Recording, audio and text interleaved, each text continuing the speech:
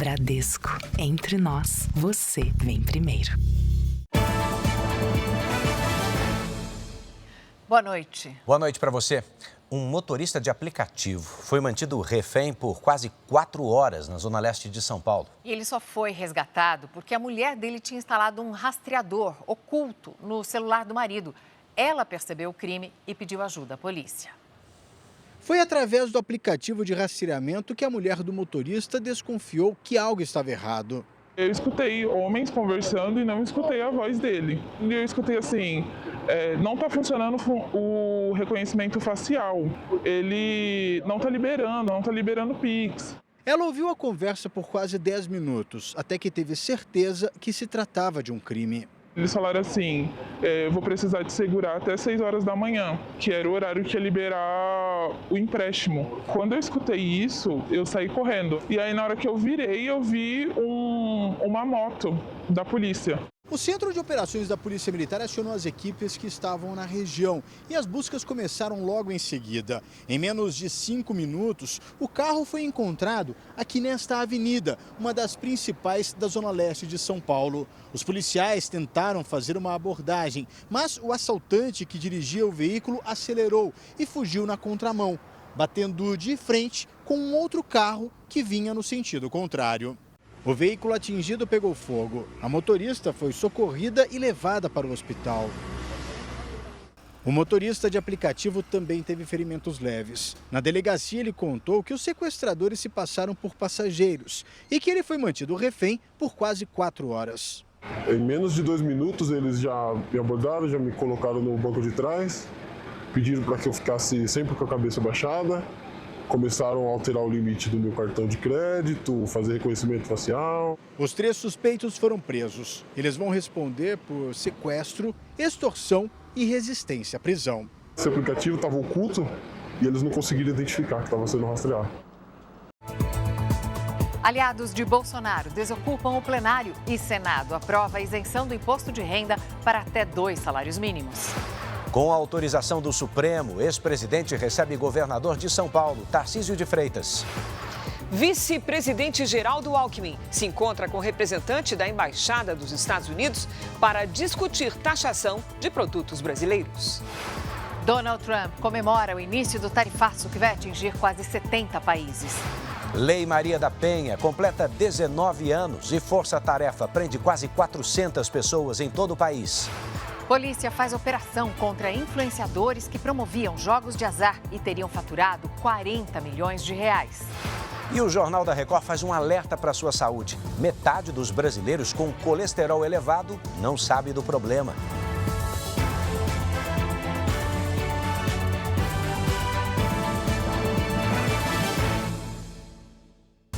Oferecimento Bradesco, cartões de crédito com benefícios de estrela de cinema.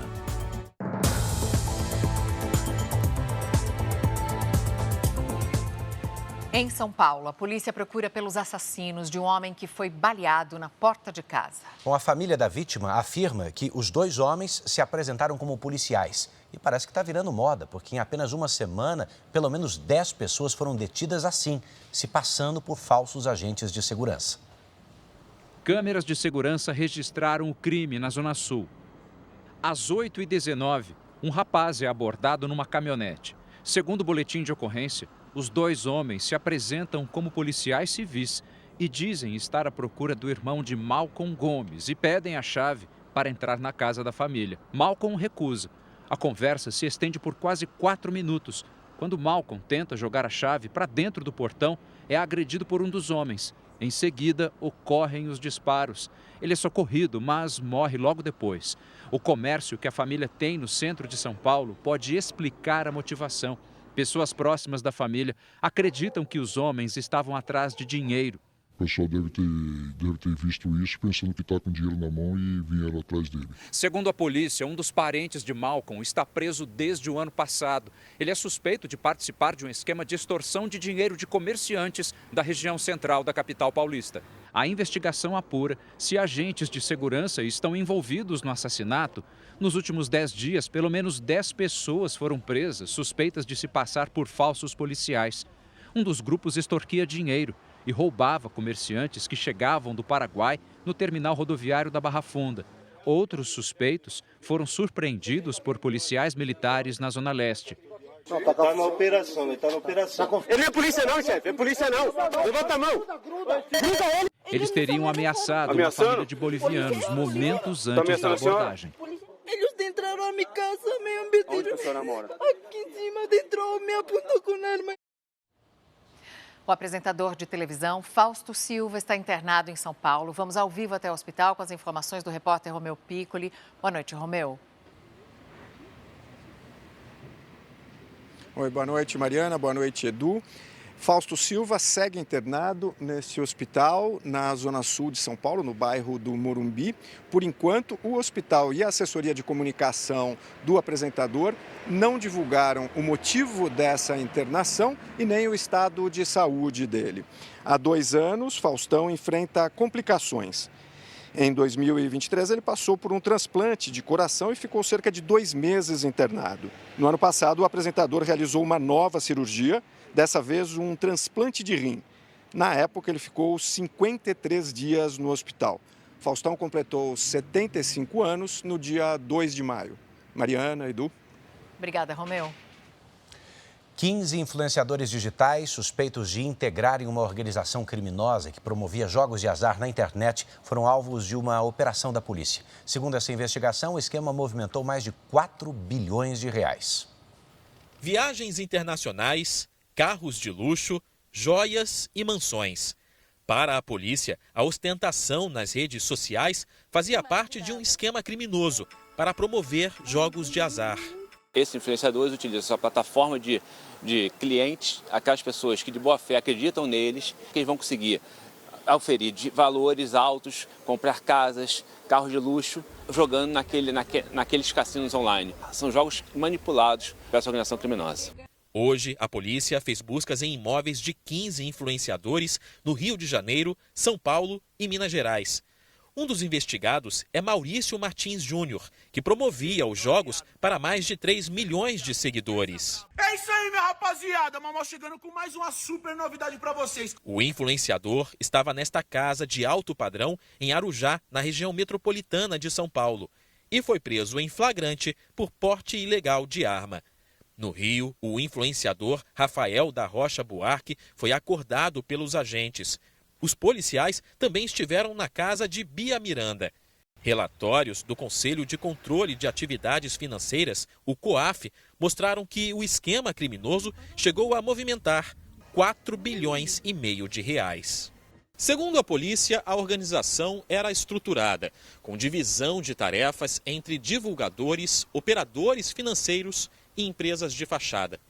Além da promoção ilegal de jogos de azar, o grupo ainda é investigado por lavagem de dinheiro.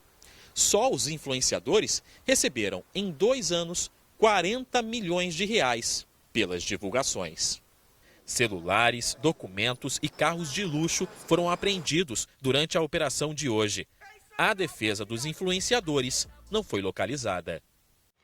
Os plenários da Câmara e do Senado foram desocupados depois de muita negociação. Cristina Lemos, boa noite. A gente imagina que tenha havido, né? Sem falar na tensão. Foi uma loucura aquilo, né? E olha, o presidente Hugo Mota está dizendo que não teve acordo nenhum para que isso acontecesse. Mas parlamentares bolsonaristas relatam que o acerto é para que seja votado o projeto que acaba com o foro privilegiado. Isso permitiria que o processo contra Bolsonaro saia do Supremo e vá para a primeira instância. Já os senadores de oposição alegam que agora tem apoio para o pedido de impeachment de Alexandre de Moraes, do Supremo. A oposição calcula que 41 senadores apoiam o impeachment do ministro Alexandre de Moraes, número necessário para aprovar a abertura do processo. A maioria absoluta da nossa casa se posiciona publicamente no sentido de fazer o impedimento do ministro Alexandre de Moraes. A nossa conversa com o presidente Davi ontem foi muito franca, muito aberta, e o que eu posso falar é que há sim um sentimento comum de que algo precisa ser feito para resgatar a normalidade. Mas a decisão de pautar o tema cabe ao presidente do Senado, Davi Alcolumbre. Hoje ele se posiciona contra discutir o impeachment de Moraes. Ele foi bem claro que pode ter 20, pode ter 30, pode ter 40, pode ter 60 assinaturas. A admissibilidade é uma decisão dele. Depois da reunião da oposição com o Alcolumbre, o plenário foi desocupado. O que nós esperamos é que, a partir de agora, nós possamos, de fato, representando o povo brasileiro, discutirmos e trabalharmos as pautas que interessam a todos, independente da questão ideológica. Então, nós queremos a votação da anistia até para que nós possamos tratar de assuntos que interessam ao Brasil. Com o fim da obstrução, o Senado aprovou em sessão remota a isenção do imposto de renda para quem ganha até 2 salários mínimos. Na Câmara, a desocupação aconteceu ontem à noite. Em meio a muita discussão, Hugo Mota abriu os trabalhos, fez um discurso e encerrou a sessão. Está encerrada a sessão. Hoje, Hugo Mota disse que não negociou a desocupação do plenário em troca de atender os pedidos da oposição. A presidência da Câmara é inegociável, quero que isso fique bem claro. As matérias que estão saindo sobre a negociação feita por esta presidência para que os trabalhos fossem retomados não está vinculada a nenhuma pauta. À tarde, em uma sessão semipresencial, a Câmara aprovou a medida provisória que acelera a análise e a revisão de benefícios do INSS. Nos bastidores, líderes da oposição e de partidos como União Brasil, Progressistas e PSD fecharam um acordo para que o projeto que trata do fim do foro privilegiado seja debatido na semana que vem. A proposta pode tirar do STF os processos contra parlamentares e, inclusive, contra o ex-presidente Jair Bolsonaro. Também pode ser discutido um texto que trata da anistia aos condenados pelo 8 de janeiro, mas não está definido qual seria o alcance da proposta. A Embaixada dos Estados Unidos no Brasil criticou numa rede social o ministro Alexandre de Moraes e ameaçou outros integrantes do Supremo Tribunal Federal. Moraes deve levar aos ministros da primeira turma do Supremo o recurso da defesa que pede o fim da prisão domiciliar de Jair Bolsonaro. No recurso, os advogados afirmam que em nenhum momento o ex-presidente foi proibido de conceder entrevistas ou proferir discursos em eventos públicos e privados. E pedem que a decisão do ministro Alexandre de Moraes sobre a prisão domiciliar seja analisada pelos demais ministros em plenário físico. A prisão domiciliar do ex-presidente voltou a ser criticada por representantes do governo americano. Em uma rede social, a Embaixada dos Estados Unidos no Brasil publicou a tradução de um texto de um oficial do Departamento de Estado. O texto afirma que Moraes é o principal arquiteto da censura e perseguição contra Bolsonaro e seus apoiadores, que suas flagrantes violações de direitos humanos resultaram em sanções pela Lei Magnitsky, determinadas por Trump, e que os aliados do ministro no judiciário e em outras esferas estão avisados para não apoiar nem facilitar a conduta de Moraes. O Supremo não se manifestou oficialmente sobre a postagem, mas reservadamente integrantes da corte afirmaram que o tom de ameaça não vai intimidar o tribunal. Pelo regimento interno, recursos contra decisões individuais de um relator devem ser submetidos ao julgamento da turma em que o ministro atua. Neste caso, a primeira turma da corte deve ficar responsável por analisar o pedido de revogação da prisão domiciliar feito pela defesa de Jair Bolsonaro. Hoje, Moraes liberou a visita de médicos ao ex-presidente, mas rejeitou um pedido genérico para visitas de políticos. O ministro reforçou que os pedidos devem ser individuais e avisou que, em caso de uma internação de Bolsonaro, a corte deve ser avisada em até 24 horas. À tarde, Bolsonaro recebeu a visita do governador de São Paulo, Tarcísio de Freitas. Olha, nessa postagem, a embaixada repetiu o texto publicado por um alto funcionário da Casa Branca, quase ao pé da letra. Daqui a pouco eu volto. Mariana, Edu? Até já, Cris. E ainda hoje a gente tem para você um risco silencioso para a saúde. Metade das pessoas que têm colesterol elevado não sabe disso.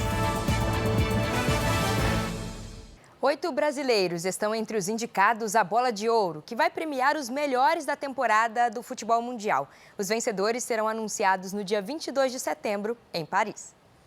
Vinícius Júnior, do Real Madrid, e Rafinha, do Barcelona, concorrem ao prêmio de melhor jogador de futebol. Estevão, ex-Palmeiras, foi indicado entre os melhores atletas até 21 anos. O goleiro Alisson, do Liverpool, da Inglaterra, está na lista dos melhores goleiros. No futebol feminino, 2 brasileiras foram indicadas: Amanda Gutierrez, do Palmeiras, e Marta, do Orlando Pride, dos Estados Unidos. Arthur Elias, técnico da seleção brasileira feminina de futebol, também está na lista dos melhores treinadores. Campeão da Libertadores e do Campeonato Brasileiro de 2024, o Botafogo disputa como o melhor clube do mundo. Neste fim de semana vai ter a última rodada do primeiro turno do Campeonato Brasileiro, metade da competição. O vice-líder Cruzeiro vai enfrentar o Santos, que pode trocar de técnico se perder a partida. O Mineirão vai estar lotado. Quase 60 mil ingressos foram vendidos antecipadamente. O Cruzeiro ainda joga hoje contra o CRB de Alagoas por uma vaga nas quartas de final da Copa do Brasil. Mesmo vencendo a última rodada, o técnico do Santos está pressionado. Kleber Xavier pode ser demitido em caso de derrota no domingo. Jorge Sampaoli é o mais cotado para assumir o comando do Santos. E no domingo, a partir das 6 da tarde, a Record transmite com exclusividade na TV aberta Cruzeiro e Santos, direto do Mineirão. A partida que pode valer a liderança do Campeonato Brasileiro para os mineiros também vai ter a cobertura do R7 e do Play Plus. Mariana, Edu. Obrigada, Duda. Veja a seguir, mais de 15 mil ciclistas morreram em acidentes no Brasil nos últimos 10 anos. E ainda, a Lei Maria da Penha completa 19 anos nesta quinta-feira.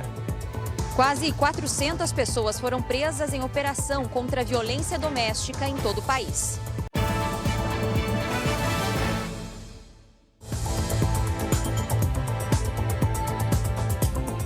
O desmatamento no Cerrado caiu pela primeira vez no Brasil desde 2019 e o Pantanal também registrou uma queda. Já na Amazônia, as áreas desmatadas cresceram em regiões com focos de incêndio. Imagens de satélite foram usadas para monitorar 3 tipos de vegetação entre agosto de 2024 e julho de 2025. Na Amazônia, a área destruída variou dependendo das queimadas.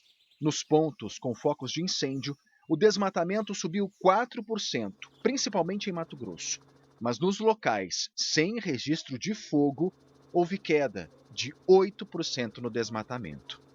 A extensão do Cerrado também foi analisada pelo Instituto Nacional de Pesquisas Espaciais, o INPE. O estudo apontou que as áreas desmatadas diminuíram cerca de 20% nessa vegetação. É a primeira vez que o índice cai, desde 2019. O Pantanal foi a região de floresta que mais apresentou queda no desmatamento. A redução foi de 72%. O levantamento ainda mostrou que as áreas com registros de queimadas diminuíram 9%. Cenário bem diferente do que se viu em 2024, quando a devastação provocada pelo fogo atingiu uma área superior a 2.500.000 hectares, maior que todo o estado de Sergipe.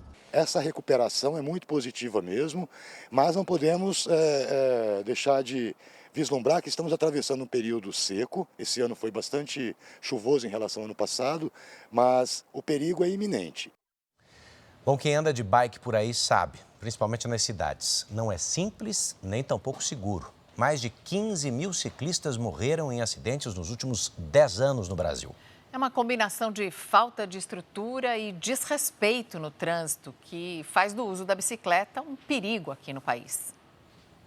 Há um ano, Edson sofreu um acidente grave quando pedalava na ciclofaixa de uma avenida movimentada no centro de São Paulo. A queda foi provocada por um motociclista que invadiu a faixa reservada para bicicletas. Eu caí e bati bem esse lado aqui, fraturou o fêmur. Fiz uma cirurgia de colocação de parafusos, tem 3 parafusos na perna. No primeiro semestre foram registrados 329 acidentes envolvendo ciclistas no estado de São Paulo. 210 pessoas morreram. Sem dúvida, o número de acidentes é muito maior. Apenas são reportados os acidentes graves. Por isso a taxa de mortalidade é tão alta entre esses acidentes. Um levantamento do Ministério da Saúde revela ainda que nos últimos 10 anos, o Brasil contabilizou mais de 15 mil mortes de ciclistas em acidentes. Nesta semana, um homem de 42 anos morreu em Limeira, interior de São Paulo. Paulo César de Souza caiu da bicicleta e foi atropelado. A falta de conscientização no trânsito transforma a bicicleta em um meio de transporte perigoso. Sem estrutura adequada e diante do desrespeito de motoristas, ciclistas enfrentam riscos diários. Muitos dividem espaço com carros e ônibus, cenário que provoca acidentes, muitos deles fatais. Uma das coisas mais importantes é o uso de equipamentos de proteção, principalmente o capacete. Há estudos que mostram que o uso do capacete reduz em mais de 90% as sequelas ou mortes em decorrentes de traumatismo crânioencefálico em acidentes com ciclistas. É importantíssimo que o ciclista também reconheça que ele deve agir defensivamente no trânsito. Após o acidente que sofreu, Edson pedala com atenção redobrada. Aprendi a tomar mais cuidado aqui e ali, porque é aquilo que a gente está falando, falta de responsabilidade das pessoas. Quase 400 pessoas foram presas durante uma operação de combate à violência contra a mulher no Brasil. E justamente hoje, quando a Lei Maria da Penha completa 19 anos. Tem outra lei fazendo aniversário do feminicídio, 10 anos de vida. Só quem já sofreu uma agressão reforça mesmo a importância, de fazer uma denúncia, que pode ser anônima. 10 registros na delegacia. Essa foi a quantidade de vezes que Dandara pediu ajuda para se livrar das agressões do ex-marido, um advogado e policial aposentado. Ele me agredia, ele dizia que eu não podia fazer certas coisas, eu não podia trabalhar, eu não podia ter certos tipos de amizades, convívio com a família era limitado.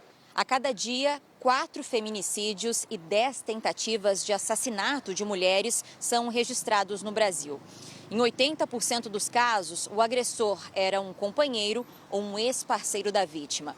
Por causa desse cenário, policiais de todo o país fizeram uma grande operação este mês. Do dia 1º até hoje, quase 400 pessoas foram presas. Grande parte dos investigados está no Rio de Janeiro. Só nesta quinta-feira, a polícia prendeu 94 pessoas. Em São Paulo, além dos mandados de prisão, os policiais apreenderam armas como bastões de madeira. Em Trancoso, no sul da Bahia, um dos presos é suspeito de abusar de 2 crianças. A operação investiga homens acusados de ameaçar, agredir ou descumprir medidas protetivas contra mulheres. A violência contra a mulher é crime e ela não é algo afeto apenas ao casal, é algo afeto a toda a sociedade. Hoje, a Lei Maria da Penha completa 19 anos. Quem já sofreu uma agressão lembra que a denúncia é uma das principais armas de combate a este tipo de violência. A gente sofre muito, a gente fica com medo da sociedade, de ver, de julgar, de falar, mas não, tem que falar, tem que ser dito. Não deixe de denunciar, a vida vale mais. A justiça tornou réu o ex-jogador de basquete que foi preso por espancar a namorada dentro de um elevador em Natal. Igor Pereira Cabral vai responder por tentativa de feminicídio. O processo está em segredo de justiça. O ex-atleta está preso numa cadeia em Ceará-Mirim, Rio Grande do Norte. Ele disse que foi agredido na prisão e foi para uma cela isolada. A namorada dele teve que passar por uma cirurgia no rosto. O presidente Lula conversou hoje com o primeiro-ministro da Índia. Cristina Lemos conta qual foi a pauta, hein? Olha, a pauta que concentra a atenção do mundo todo às tarifas, é claro. A Índia, que também é fundadora dos BRICS, foi sobretaxada pelos Estados Unidos e pode, inclusive, pagar a mesma tarifa no top, 50%, como foi o caso do Brasil. A ligação durou cerca de 1 hora.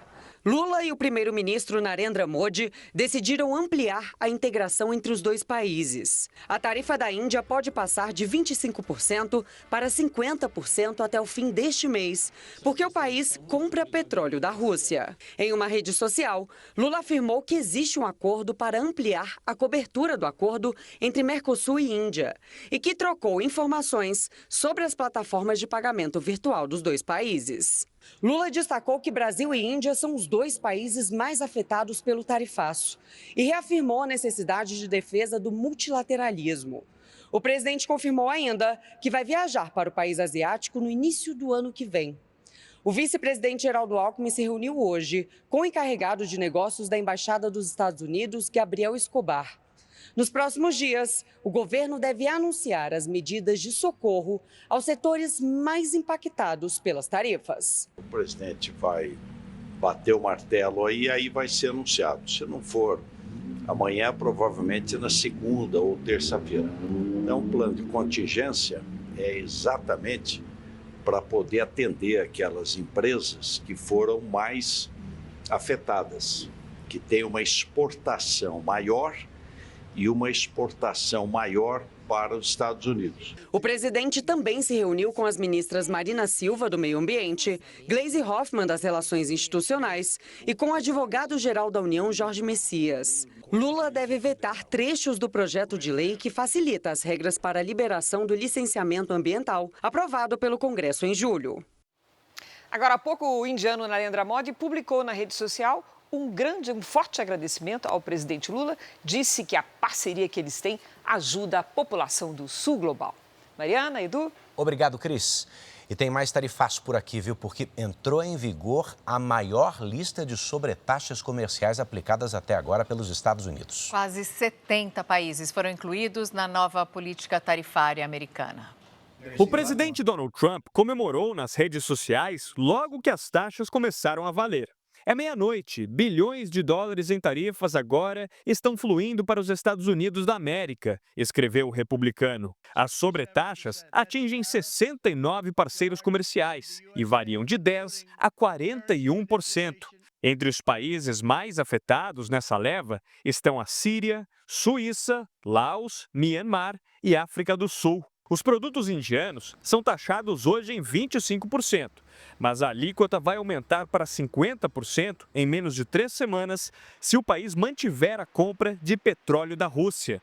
O primeiro-ministro, Narendra Modi, avisou que não vai prejudicar os produtores da Índia e que está pronto para pagar um preço alto por isso. Hoje, o presidente americano declarou que não vai negociar com a Índia até que o governo do país resolva as coisas, ou seja, até que interrompa a parceria com os russos.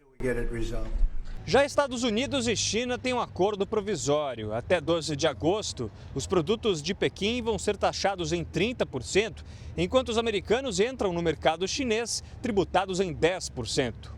Entre junho e julho, as exportações dos chineses para os americanos caíram 6,1%, mas em meio à trégua tarifária, a China ampliou os mercados regionais.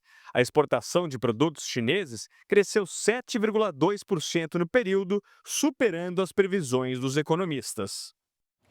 Aqui no Brasil, uma das indústrias mais afetadas pelo tarifaço é a dos pneus, e que vende aos Estados Unidos 35% das exportações do setor. As taxas aplicadas sobre os pneus brasileiros variam de acordo com os produtos. Nos modelos para carros de passeio, a tarifa já havia subido para 25%. Agora, pneus para tratores, caminhões, ônibus, motos e bicicletas estão taxados em 50%.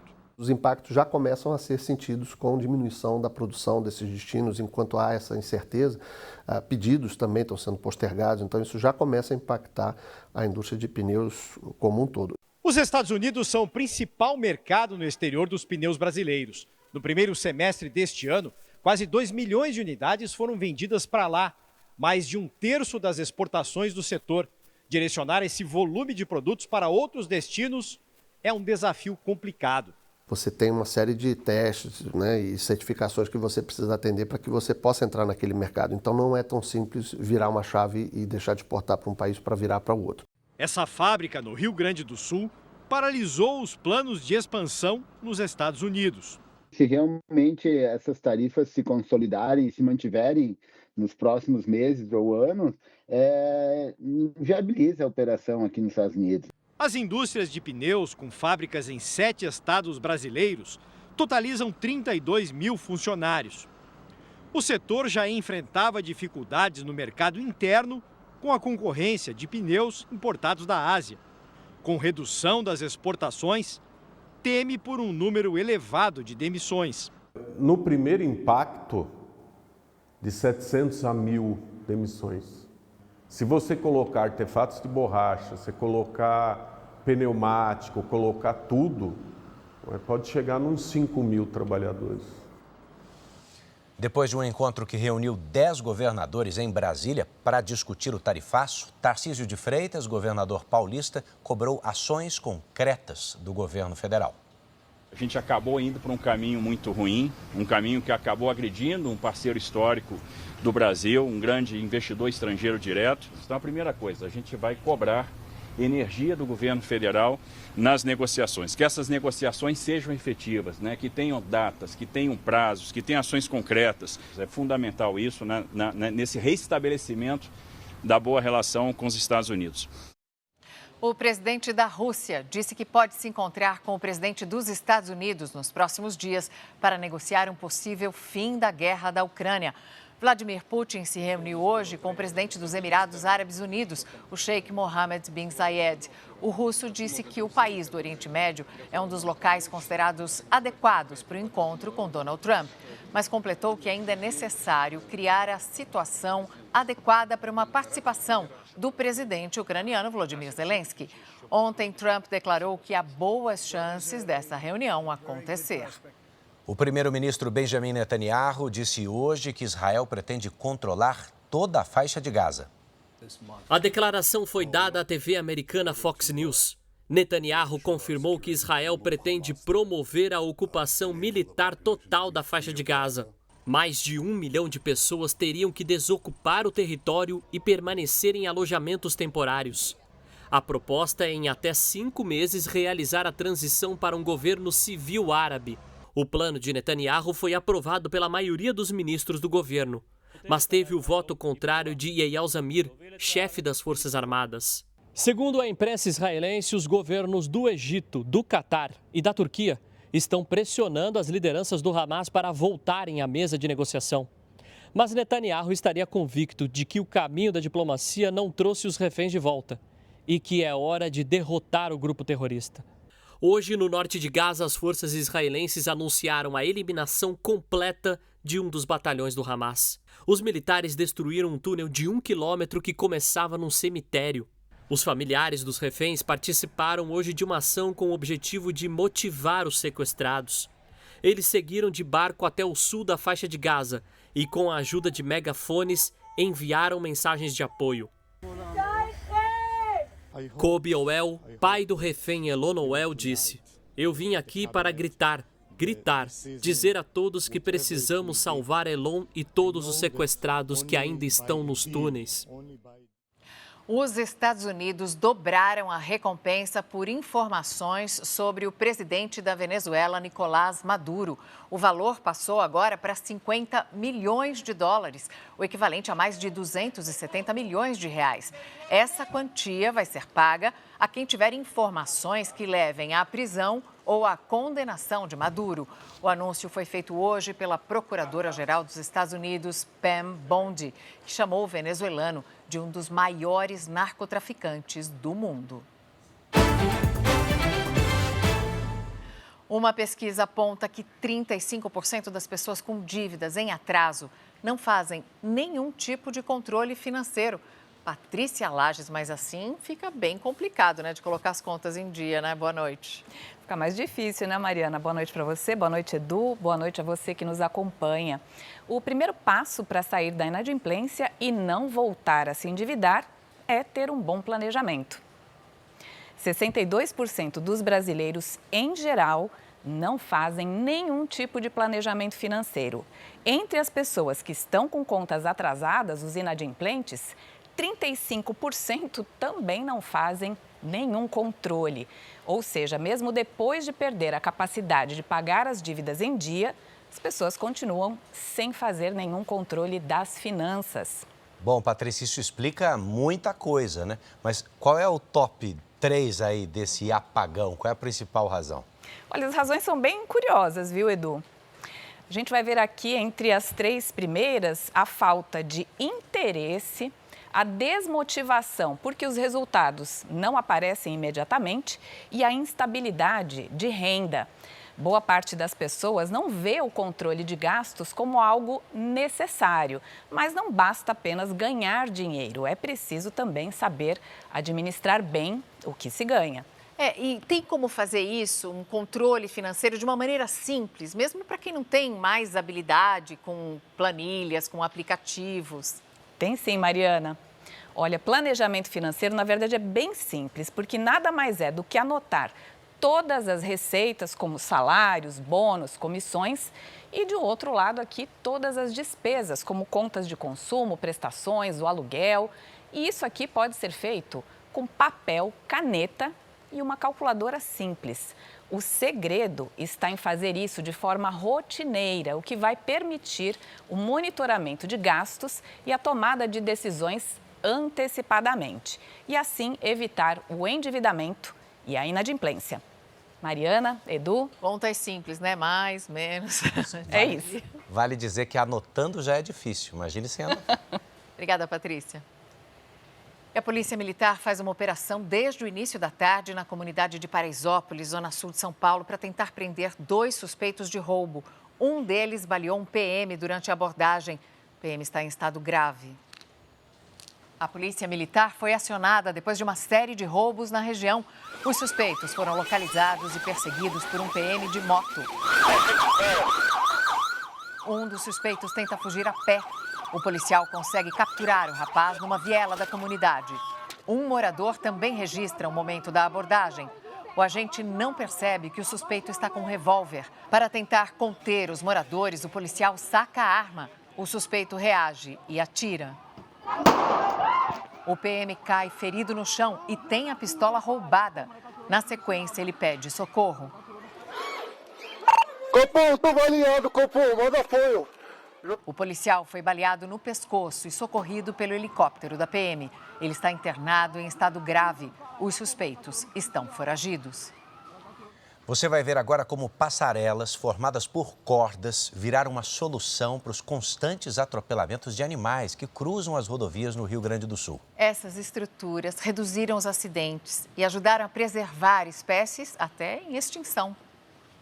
São ouriços, gambás, bugios ruivos. Uma fauna diversificada que, mesmo às margens de uma das rodovias mais movimentadas do Rio Grande do Sul, consegue se deslocar em segurança. As imagens foram registradas por câmeras instaladas em passarelas de corda numa rodovia estadual na região metropolitana de Porto Alegre. Por aqui, eram frequentes os atropelamentos e choques elétricos de animais. Eles possuem rotas de deslocamento, né? Tanto para em busca de alimento quanto em busca de parceiros sexuais. Então, essas rotas, na maioria das vezes, cruzam por rodovias. A área de mata às margens da rodovia é o habitat para diversas espécies de animais, muitas ameaçadas de extinção. É o caso do bugio ruivo, que tem sido cada vez mais avistado na região. 20 passagens de fauna, como essa aqui, foram instaladas em vários trechos críticos de atropelamentos. Depois de quase 3 anos, o programa já vem apresentando bons resultados para o uso das estruturas. A ação é uma parceria entre o governo do estado e a empresa gaúcha de rodovias. Só entre setembro de 2024 e maio deste ano foram feitos mais de 4.100 registros de mamíferos. Traz para eles a segurança de não ser atropelados e também para a rodovia traz para os motoristas também o efeito de não ter esse desconforto de ter atropelado um animal. Os moradores da região já percebem a diferença. Era meio complicado, mas depois que fizeram uma melhoria aqui, diminuiu bastante esse problema, né, de acidente envolvendo animais, né? Em menos de 24 horas, cidades do litoral de São Paulo superaram a média de chuva esperada para o mês inteiro. E olha que agosto mal começou. Lidiane Sayuri com a gente para entendermos. Tem mais previsão de chuva por aí, nessa e em outras regiões? Lid, boa noite. Tem sim, Edu. Boa noite para você. Mariana, boa noite. E uma boa noite para você que está com a gente. Até sábado, a chuva pode causar transtornos, como deslizamentos de terra no litoral paulista. E uma nova onda de frio se forma a partir de amanhã. Até a próxima quarta-feira, grande parte da região sul, São Paulo, sul do Rio de Janeiro, sul e Triângulo Mineiros, Mato Grosso do Sul, sul de Goiás e de Mato Grosso devem ficar com temperaturas pelo menos 5 graus abaixo do normal. Em Florianópolis, pancadas de chuva a qualquer hora, mínima de 12 graus à noite. São Paulo amanhece com nevoeiro. Entre a tarde e a noite pode chover forte. Máxima de 23. Em Palmas, calor de 35 com baixa umidade do ar. Hoje, os maiores volumes de chuva foram registrados no Rio Grande do Sul e em Santa Catarina. As imagens de satélite mostram tempo mais aberto no interior do Brasil. Amanhã, uma frente fria provoca pancadas de chuva entre o sul e o sudeste. Os temporais persistem entre o Amazonas, Pará, Roraima e Amapá. Em Porto Alegre, os termômetros não passam dos 14 graus. Em Belo Horizonte e em Natal, faz 28. Em Cuiabá, 31. E até 29 em Manaus. Tempo delivery. A Lucélia é de Itajaí, Santa Catarina. Boa noite, Lucélia.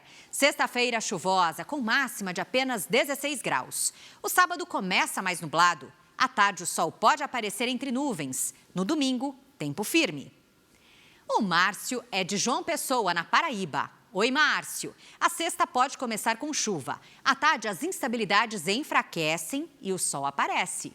No sábado, pancadas de chuva passageiras entre amanhã e a tarde. No domingo, chance de chuva pela manhã. As temperaturas variam entre os 27 e os 28 graus. Poste seu pedido nas redes sociais com o nome de uma cidade e a hashtag você no JR. Mariana, Edu.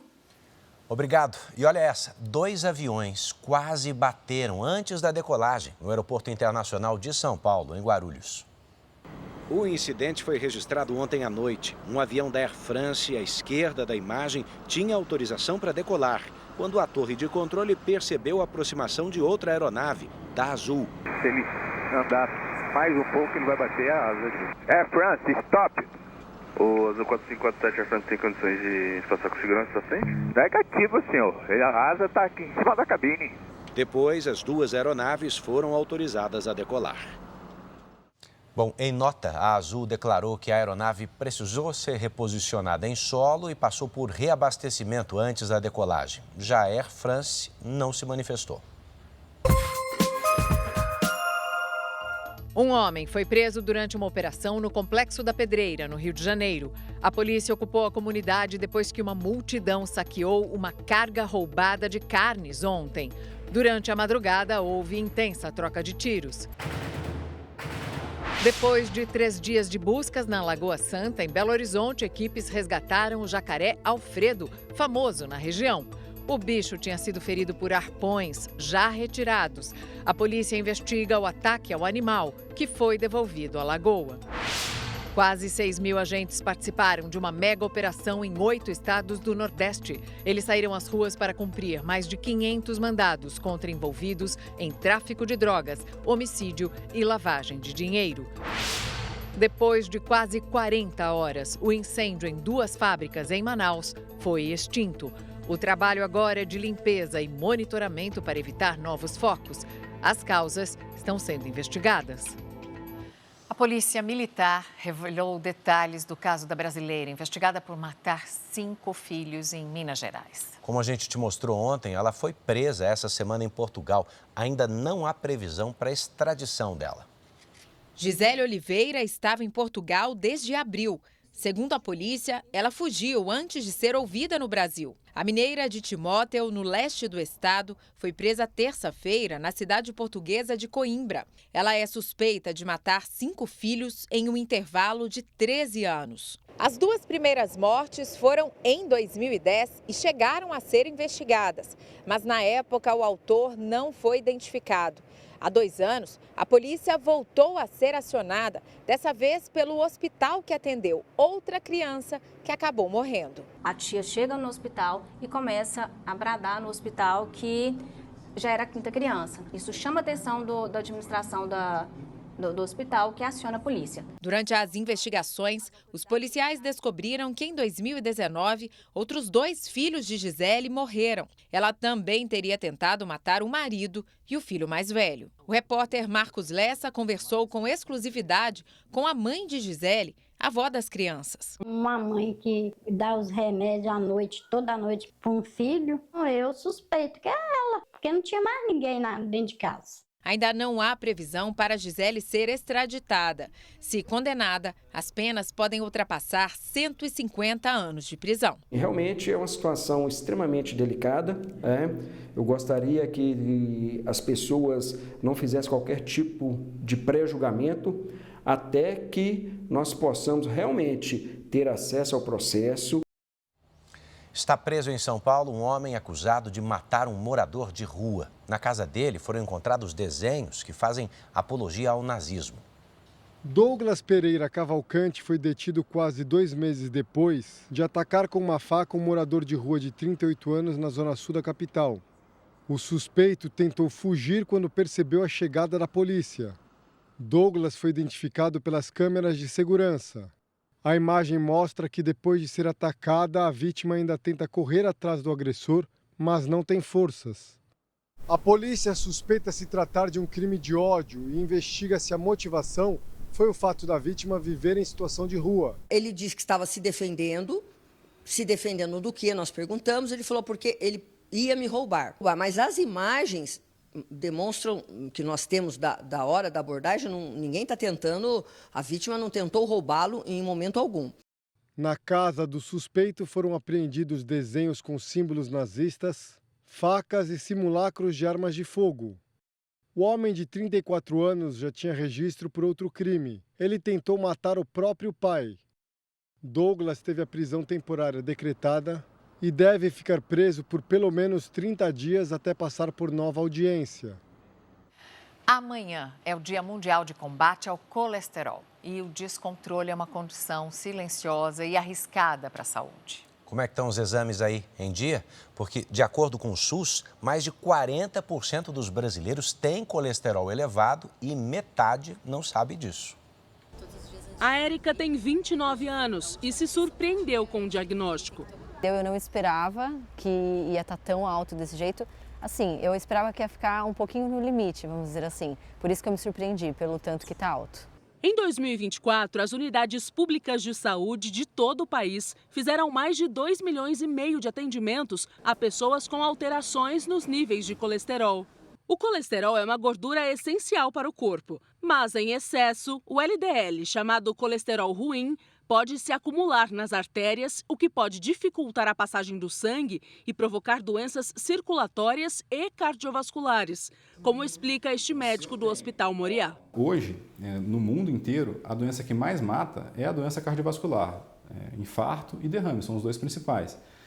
Um dos fatores de risco para eu ter essa doença é o colesterol estar alto. Em muitos casos, o histórico familiar já é um sinal de alerta para procurar atendimento médico. Manter os exames em dia é fundamental para identificar alterações. No Brasil, o colesterol alto está entre os principais fatores de risco para doenças cardiovasculares, que causam cerca de 300 mil infartos e 100 mil AVCs por ano. Para detectar alteração no colesterol, basta um exame de sangue. Quando a gente sabe que ele está alterado, a gente pode intervir mais precoce. Apesar de preocupante, a condição pode ser prevenida e tratada. Alimentação balanceada, atividade física regular, então evitar o sedentarismo. O Jornal da Record está terminando, a gente volta amanhã com outras informações para você, mas à 00:30 tem outro Jornal da Record. Você pode conferir a edição de hoje na íntegra, além da nossa versão em podcast, no Play Plus e em todas as nossas plataformas digitais. E lembre-se que a programação da Record está disponível ao vivo e de graça no Play Plus. Agora você fica com Paulo, o Apóstolo. E logo após Reis, tem episódio inédito de Acumuladores. Não perca. Uma boa noite. Boa noite e até amanhã.